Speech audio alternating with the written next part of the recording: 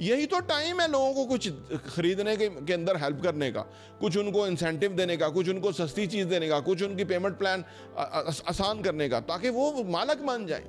जब ये बबल के अंदर हवा भरी जाएगी तो फिर तो ये 10-10 टाइम जो है ना वो चीज़ें ऊपर चली जाएंगी। कि हम क्योंकि कस्टमर्स डील करते हैं जो ओवरसीज़ पाकिस्तानी आते हैं, तो वो देख करके वाकई कहते हैं कि यार ये बड़ा कमाल काम हुआ।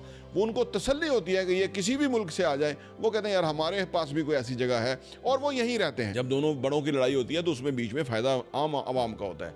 जब दोनों राजी मिल के शुरू हो जाएंगे, फिर कीमतें आसमान पे पहुंच जाएंगी, फिर कोई टच ही नहीं कर सकेगा, क्योंकि इस मुल्क के अंदर पैसा तो बहुत है ना। फिर वो क्लास फ़ायदा उठाती है जो कि बहुत, जिनके पास पैसा है, वो पैसा अपना डालते हैं और कीमतें कहाँ से कहाँ पहुँचा देते हैं, और आम आदमी उसको पहुँच नहीं सकता, हसरत से देखता रहता है। लाख रुपए के अंदर प्रॉपर्टी बनाई हुई थी ना, ली थी ना 10 साल 20 साल पहले, उनकी एम्पायर बनी हुई है। उनका आप शजरा निकाल के देखें तो शायद वो उस लेवल के नहीं थे जिस लेवल की आज वो जिंदगी बसर कर रहे हैं, just because of Bairia town, कि उनको यहाँ पे चीज़ मिल गई, और वो उनकी एक लाइफस्टाइल ही फ़र्क हो गई, उनकी अपीयरेंस ही फ़र्क हो गई।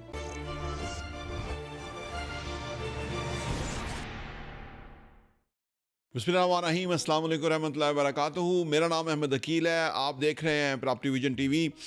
बहरिया का जो सूरत हाल है, जिसके ऊपर बहुत सारे लोग जो है वो कमेंट्री कर रहे हैं, मैंने कोई वीडियो ख़ास नहीं बनाई, लेकिन मैं अभी आपके सामने सूरत हाल रखता हूँ। आप इसको बड़ी दानिशमंदी से समझिएगा, बड़ा इंटेलेक्चुअली आप इसको अंडरस्टैंड करेंगे तो फ़ायदा उठाएंगे। हर सूरत हाल जो भी होती है रियल स्टेट के अंदर, मैं पर्टिकुलरली बात कर रहा हूँ, उसमें फ़ायदा वो उठाता है जो सूरत हाल को समझ जाए।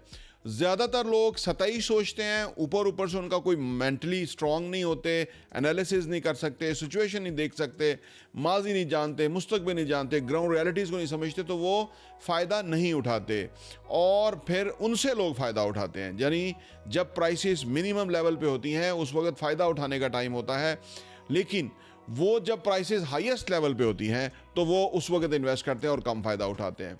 देखिए, मामला दो बड़ों का है, बहरिया का है और दूसरे का नाम नहीं लेता, आपको अंदाज़ा हो ही गया होगा। मफादात की गेम है। जब दोनों मिल गए थे तो फिर डीएचए वैली बन गया था, और डीएचए वैली के अंदर जो लोगों के साथ हुआ वो आज तक लोगों को उसका पैसे की वैल्यू नहीं मिली, क्योंकि दोनों मिल गए थे। आज दोनों मिले हुए नहीं हैं तो लोगों को फ़ायदा हो सकता है। दरअसल है क्या, ये पूरी बहुत बड़ी ये जो ना एक स्टोरी है जो कि बहरिया के सिलसिले के अंदर है। क्योंकि बहरिया जब तक रावलपिंडी, लाहौर वगैरह इस्लामाबाद में था तो वो एक डिफरेंट तरह का एक प्रोजेक्ट था, लेकिन क्योंकि मलक रियाज साहब और उनकी जो टीम है उनको आर्ट आता है कि उन्होंने पाकिस्तान के अंदर हाउसिंग को डीएचए से भी बढ़ के जो है ना वो क्वालिटी लिविंग दिया जी, और रीज़नेबल प्राइस पे दिया, और लोगों को एक ऐसी ज़िंदगी दी। मैं क्योंकि रह रहा हूँ तो मैं आपको बताता हूँ, ऐसी ज़िंदगी दी कि जो पाकिस्तान में कहीं और मौजूद ही नहीं है। बाकी सारे कोशिश कर रहे हैं, उनमें से कोई ईडन वैसल जैसा आया जो कि लूट मार करके चला गया, कोई और तीसरा चौथा आ गया कि जिसने छोटा सा काम किया, अच्छा किया, लेकिन वो बहरिया का जो लेवल है उसके कोई करीब भी नहीं है अभी तक। हालांकि इतने साल हो गए, 30 ईयर्स से ज़्यादा हो गए बहरिया को। देखिए जी, मलक रियाज साहब लव करते हैं इसको, हाउसिंग के शोबे को। उन्होंने पाकिस्तान में इस शोबे को की काया ही पलट दी, यानी आम आदमी को इतनी आला हाउसिंग दे दी और क्वालिटी लिविंग दे दी। जिस लेवल के रोड इंफ्रास्ट्रक्चर है, जिस लेवल का काम हुआ हुआ है, वो कोई दूसरा अदारा कर ही नहीं पाया। उनका बजट ही नहीं होते इतने, उनका हौसला ही नहीं होता, उनकी अप्रूवल्स नहीं होती। लेकिन क्योंकि मलक रियाज वन मैन शो थे, उन्होंने खूब पैसा लगाया, मस्जिदों पे लगाया तो खूब पैसा लगाया, अगर उन्होंने कमर्शियल एरियाज बनाए तो खूब ज़बरदस्त बनाए, हर हवाले से एक बेहतरीन बनाए। वो उसका मैं इसलिए विटनेस हूँ कि हम क्योंकि कस्टमर्स डील करते हैं जो ओवरसीज़ पाकिस्तानी आते हैं, तो वो देख करके वाकई कहते हैं कि यार ये बड़ा कमाल काम हुआ। वो उनको तसल्ली होती है कि ये किसी भी मुल्क से आ जाए, वो कहते हैं यार हमारे पास भी कोई ऐसी जगह है, और वो यहीं रहते हैं, उनकी फैमिलियां यही रहती हैं, उनकी इन्वेस्टमेंट क्या है, क्योंकि उनको मलक रियाज साहब अपने आर्ट की वजह से वो चीज़ दी जो वो लोग मांगते थे, इसलिए एक्सपैंड हुआ। फिर जब ये बहुत बड़ा जो हाउसिंग का प्लेयर था मलक रियाज साहब, ये जब जरदारी साहब से मिले तो जरदारी साहब आपको पता है वो और बिजनेसमैन है, उन्होंने फिर कराची का बहुत बड़ा एरिया इनको दिया कि जी आप डेवलप करें। और याद रहे कि ये मुल्क वाकई इधर ही था, अदारे इधर ही थे, सब कोई यहीं था, लेकिन सबको अपना अपना माल मिल रहा था, पैसा मिल रहा था, वो सही था। जब वो मामला बंद हुआ तो वो फिर सब लोगों ने इतराज़ात करना शुरू कर दिया। मामला ये है कि जब ये हो रहा था, कोई ओवरनाइट तो नहीं हो गया, ये तो साल लगे थे कि लोगों को नहीं अंदाजा था कि किसकी क्या ज़मीन है। इसका मतलब है कि पहले तो उनको पकड़े, उन अदारों को कि जो बीच में शामिल थे और उन्होंने पैसा बनाया। बात यह है कि यहाँ इस मुल्क में इंसाफ नहीं होता, यहाँ बस वो कहते हैं गोंगलुओं से मिट्टी झाड़ी जाती है। आम आदमी को इसलिए सारी समस्या बता रहा हूँ कि वो समझे, इससे फ़ायदा उठाने की कोशिश करे। बात यह है कि अब जिस भी सूरत हाल, जो भी मामला है, इसके अंदर मलक रियाज साहब तो सब कुछ बेच बाच के चले गए हुए हैं, उनका तो कुछ भी नहीं है। अगर डीएचए आके टेक ओवर कर ले, सीडीए आके टेक ओवर कर ले, अगर किसी में इतनी हिम्मत और जुर्रत है, इतने लोगों को वो कैटर कर सकता है। यहाँ अभी मेंटेनेंस के दफ्तर में जब मैं अभी जाऊँगा इसके बाद, यहाँ तो अब वहाँ तो इतने लोग बिठाने पड़ेंगे, इतने इंतजाम करने पड़ेंगे, सारी सर्विसेज देनी पड़ेंगी, तो इतना आसान तो नहीं है। इसमें क्या बचता होगा आप सोचिए। तो कोई भी अदारा अगर टेक ओवर करना चाहता है तो अपना शौक पूरा कर ले, उससे लोगों को फ़ायदा ही होगा, क्योंकि लोग, ये जीता जागता शहर है। मैं आपको मिसाल देता हूँ, ये गोरी टाउन है यहाँ इस्लामाबाद में बना हुआ, ये एन सीडीए की नाक के नीचे बना हुआ है और एन खिलाफ वर्जी है सीडीए के बाईलास की, मास्टर प्लान की खिलाफ वर्जी है शदीद, और सीडीए की नाक के नीचे, और जो भी चेयरमैन थे और जो भी नीचे मेंबर्स थे, सब पैसा हराम का खाते थे वहाँ से। आज वो शहर बन गया हुआ है, एक मकान की एक ईंट नहीं हटा सकते, इनमें इतनी जुर्रत ही नहीं है। ये मुलाजिम क्या करेंगे आगे, इतनी बड़ी जनता है, इतने बड़े लोग हैं, वो इनको वैसे ही बोटी बोटी करके खा जाएंगे। ये उधर मुंह तो करके देखें। और उसको, जो गोरी टाउन है, उसको आप सोचिए कि उसकी रजिस्ट्री बंद की है जी, उसकी रजिस्ट्री बंद कर दी है। तो इसके बावजूद वहाँ सेल परचेज हो रही है, लोग रह रहे हैं। आप गोरी टाउन जाके मनाजर देखें, आप कहेंगे इतना बड़ा शहर बन गया, ये किधर था सीडीए, ये ऊपर बैठे हुए थे किधर थे सारे, सब मिल बांट के खा रहे थे माल पानी और पैसा बनाया और उसके बाद उसको इलीगल कर दिया। अच्छा, बहरिया टाउन के बारे में तो गवर्नमेंट ने आके कहा है कि भाई इसकी रजिस्ट्रियाँ कराएं।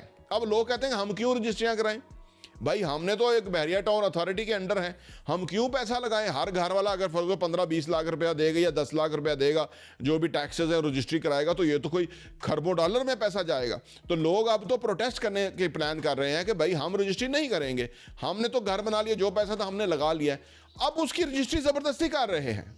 उधर जो गोरी टाउन है उसको इलीगल तस्वर करके उसकी रजिस्ट्री नहीं कर रहे। ये अजीबोगरीब ही मुल्क के अंदर, क्योंकि इसकी तो एनओसी है, इसके तो सारे मामलात हैं।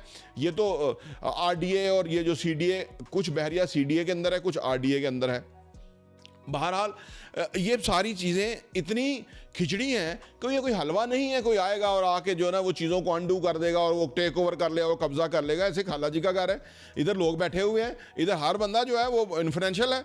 यहाँ ex army chief, x ISI chief, ex prime minister, पता नहीं कौन कौन रहता है। मिनिस्टर तो हर सड़क पे फिर रहे होते हैं। यानी एक लिविंग है, एक क्वालिटी के शहर है, एक ज़िंदगी गुजारने के लिए लोगों को बेहतरीन डेस्टिनेशन मैसर आई हुई है। आप लाहौर चले जाएँ, कराची चले जाएँ, वहाँ तो कोई कुछ चीज़ सीधी नज़र नहीं आती। वहाँ पे आपको कोई ना सर पैर नज़र नहीं आता वहाँ का, जो जिस तरह का इंफ्रास्ट्रक्चर को तबाह कर दिया गया है, ठीक है ना। इसके मुकाबले अगर आप बहरिया टाउन में आ जाए तो यहाँ तो आपको एक तरतीब नज़र आएगी, हर चीज़ इन ऑर्डर है, दरख्तों को पानी दिया जा रहा है, सफाई सुथराई की जा रही है, जो कि मेंटेनेंस है वो की जाए, सड़कें बेहतरीन कुशादा हैं, रोड मार्किंग हुई है, स्ट्रीट लाइट्स हैं, सीवरेज का बेहतरीन इंतज़ाम है, लोग रह रहे हैं, एक बेहतरीन ज़िंदगी है, सब कुछ है। तो ये लोग समझते हैं पता नहीं क्या है, हलवा है कि ऐसी चीज़ है, बहरिया जो सील हो गया तो फलां हो गया। कुछ नहीं हो गया, ना ही कुछ हो सकता है। मैं आपको अर्ज़ कर रहा ना कि अगर यहाँ इंसाफ होगा ना तो यहाँ खून की नदियाँ बैठ जाएंगी। ये लोग अगर अपने ऊपर आ गए ना, मतलब अपने हाथ में इसने कानून को ले लिया, तो यहाँ पे कोई मुलाजम नहीं नज़र आएगा। लोग छुपेंगे, कहेंगे हम तो प्राइवेट, हम तो सिविल, हम तो आम आदमी हैं, हम तो मुलाजम नहीं है। बात दरअसल ये है कि लोगों के गैज़ो गज़ब को और ज़्यादा जो है ना भड़काएं, उससे नुकसान होगा, उससे कोई बेहतरी नहीं होगी। बात दरअसल ये है। अच्छा, अब आ जाए जो इन्वेस्टमेंट के वाले से लोग, हम लोगों को कहते हैं कि देखो जब दो बड़े आपस में लड़ें तो लोगों का फ़ायदा होगा, चीज़ें रीज़नेबल प्राइस पे आएंगी, आप ख़रीद लेंगे। जब ये मामला रफा दफ़ा होगा, जो कि होना है, जरदारी साहब पीछे चुप बैठे हुए हैं, आप सोचो वो क्या सियासी जो है ना वो गेम चलाते हैं, किस तरह से चीज़ें बदलती हैं, वो एक बहुत बड़ा मामला है, क्योंकि वो यारों के यार हैं, उन्होंने कभी किसी का साथ नहीं छोड़ा। ये मैं आपको जरदारी साहब के जो सियासी उनका तरीकाकार है उससे मैं इतफाक़ नहीं करता, लेकिन इस बात पे मैं इतफाक़ करता हूँ क्योंकि मैं पहले मीडिया में रहा था, मैंने देखा कि वो हर बंदे को जो है वो जो उसका साथ है वो उसका साथ कायम रखता है, उसका साथ नहीं छोड़ता। तो ये अभी बाकी है, गेम अभी बाकी है, कोई इतना हलवा नहीं है, खाला जी का घर नहीं है। फिर अगला यूएई के अंदर जाके बिजनेस कर रहा है इस बड़े लेवल पे। यूएई के गवर्नमेंट से आप आधा अरब डॉलर और 1 अरब डॉलर की भीख मांग रहे हैं, आप वो कर ही नहीं सकते हैं उस लेवल पे। आप करें ना, आपको अंदाज़ा हो कि कैसे कर पाएंगे। सो चीज़ें इतनी हलवा और इतनी सादा नहीं है। एक उसने लोगों की विल और मंशा और उनकी के मुताबिक चीज़ें डिलीवर करी हैं, लोगों ने पसंद करते हुए ली हैं। जिन लोगों ने 10 लाख 20 लाख में प्रॉपर्टी ली थी, आज वो 5 करोड़ की प्रॉपर्टी हुई है, लोगों को फ़ायदा पहुंचा हुआ है। तो बात दरअसल ये है कि ये चीज़ें आम आदमी को देखनी चाहिए। आम आदमी जब ये देखेगा ना कि भाई यही तो टाइम है ख़रीदारी का। देखिए इसी वक्त जो बहरिया के अंदर जो लोग रियल एस्टेट काम करते हैं उनका काम नहीं चलता, उसकी वजह वो खुद नेगेटिव हुए हैं। यही तो टाइम है लोगों को कुछ खरीदने के अंदर हेल्प करने का, कुछ उनको इंसेंटिव देने का, कुछ उनको सस्ती चीज़ देने का, कुछ उनकी पेमेंट प्लान आसान करने का, ताकि वो मालक बन जाए। जब ये बबल के अंदर हवा भरी जाएगी तो फिर तो ये 10 टाइम जो है ना वो चीज़ें ऊपर चली जाएंगी। ये माजी में भी हुआ है, आज नहीं है। मुशर्रफ दौर में भी पकड़ दकड़ शुरू हुई, हर दौर में ये होता है। तो फिर दूसरा दौर शुरू हो जाता है, फिर वो अजीम दौर शुरू हो जाता है। तो पहले मुशर्रफ ने पकड़ दकड़ करना शुरू की कि जी मलक रियाज तो गलत बंदा है, इसको तो पकड़ो, नया पकड़ो, फलां पकड़ो। फिर वो मामला हो गए तो उसके बाद नवाज शरीफ जो मुशर्रफ था उसने कहा कि मलक रियाज तो नेशनल डेवलपमेंट के अंदर बहुत बड़ा किरदार अदा कर रहा है। फिर उसका बॉडी लैंग्वेज ही बदल गई, गुफ्तगू ही बोल ही बदल गए, बोलचाल ही बदल गई। तो अर्ज़ करने का मतलब ये है कि इस मुल्क के अंदर आम आदमी कमाने का तरीक़ों को समझे। जब दोनों बड़ों की लड़ाई होती है तो उसमें बीच में फ़ायदा आम आवाम का होता है। जब दोनों राज़ी मिल के शुरू हो जाएंगे फिर कीमतें आसमान पे पहुंच जाएंगी, फिर कोई टच ही नहीं कर सकेगा, क्योंकि इस मुल्क के अंदर पैसा तो बहुत है ना। फिर वो क्लास फ़ायदा उठाती है जो कि बहुत, जिनके पास पैसा है वो पैसा अपना डालते हैं और कीमतें कहाँ से कहाँ पहुँचा देते हैं और आम आदमी उसको पहुँच नहीं सकता, हसरत से देखता रहता है। आज जिन लोगों ने 10 20 30 लाख रुपए के अंदर प्रॉपर्टी बनाई हुई थी ना, ली थी ना 10 साल 20 साल पहले, उनकी एम्पायर बनी हुई है। उनका आप शजरा निकाल के देखें तो शायद वो उस लेवल के नहीं थे जिस लेवल की आज वो ज़िंदगी बसर कर रहे हैं, just because of Bahria town, कि उनको यहाँ पे चीज़ मिल गई और वो उनकी एक लाइफस्टाइल ही फ़र्क हो गई, उनकी अपीयरेंस ही फ़र्क हो गई। तो जिस तरह का उनका लिविंग है, आप वो तो पिछले को 10 नस्लों से ये तस्वर नहीं कर सकते, जैसे पहले भी।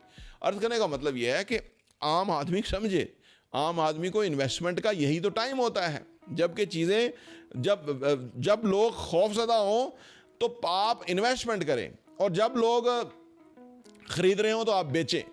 ये वॉरेन बफेट कहता है, ठीक है ना। दुनिया ये हर मार्केट में होता है। 2008 में स्टॉक्स जो अमेरिका का डिज़ास्टर हो गया, तबाह हो गया, तो इतना बड़ा रिसेशन आ गया, तो उसमें लोगों ने फ़ायदा उठाया। तो इन्वेस्टमेंट के काम में आपको ये सारी सूरत हाल को समझना होगा कि कब आपको ख़रीदने का टाइम है और कब बेचने का टाइम है। ये अगर आपका मैनेज हो गया, इक्वल हो गया, तो आपका बहुत फ़ायदा होगा। हमारे यहाँ लोग क्योंकि बहुत ज़्यादा डीपली विजन नहीं रखते, सोच नहीं रखते, सतही सोच है, पैसे ही नहीं है। जो लोग नेगेटिव वो कर रहे होते हैं ना कि बहरिया तो ऐसे हो गया, तो सील हो गया, तो उनके पास पैसे ही नहीं है। उनको सिर्फ व्यूज़ चाहिए होते हैं, उनके व्यूज़ नहीं आते। वो तो इस तरह की बना के तो लोग बहुत देखते हैं, जिसका पैसा लगा वो देखते हो ये हो गया। उसको ये पता होना चाहिए कि ये सारा वक्ती फेज़ है, ये वक्ती ऊपर उतार चढ़ाव है। आज हुकूमत बदली, आज ठीक है ना, तो यहाँ पे कोई दूसरी ही गंगा बह जाएगी, कोई और ही आ जाएगा, वो कोई गुन ही और गाएगा, उसका तरीका ही कुछ और हो जाएगा, ठीक है ना। वो पकड़ दकड़ नहीं करेगा, वो लोगों को ऐसे इत्मीनान दिलाएगा जिस तरह वो रहील शरीफ के दौर में था कि जी वो तो बहुत ही अच्छे हैं, वो तो बहुत ही प्यारे हैं, वो तो बहुत वो जो है ना वो फलां हैं।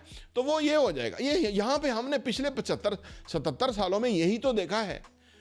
ये गलत है, लेकिन अवाम अब बाशऊर हो जाए और इन चीज़ों से फ़ायदा उठाने की कोशिश करे पर्सनली, अपने लिए, ठीक है ना। अगर वो जो कर रहे हैं, कमा रहे हैं, उसमें तो गुजारा ही नहीं हो रहा। जिस तरह की महंगाइयाँ हैं, दुनिया ने पेट्रोल ज़मीन बोझ हो गया है और इन्होंने 80 रुपये उसके ऊपर लेवी लगाया हुआ है।